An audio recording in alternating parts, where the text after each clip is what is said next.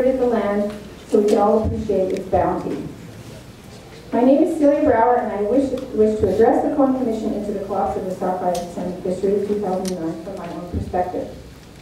First, I would like to say that my recent ancestral background was not that directly tied to fish, although I believe all of us humans are undoubtedly connected to all life that includes the creatures that live in rivers and oceans. I was born in Montreal. My parents immigrated to Canada from Eastern Europe after the Second World War. My father liked his smoked fish, which was traditional in Latvia, his country of birth, which borders the Baltic Sea.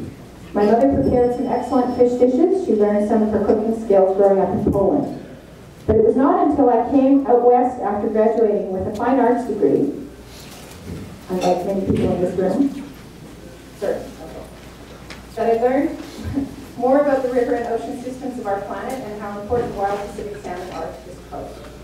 I had a brief encounter with salmon had a few brief encounters with salmon in the first 15 years living here, but while residing on the shores of Falls Creek, a seawater inlet in Vancouver, I became intensely interested in the history of the area before European settlement. In 2003, I started a love affair with salmon, a fish that had once inhabited over 50 streams in the city. This was not totally surprising. After all, I was living in close proximity to the Statly, what we call the Fraser, the greatest salmon river in the world. My involvement with this fish has not waned. In fact, it has strengthened. Some might say it has grown into an obsession.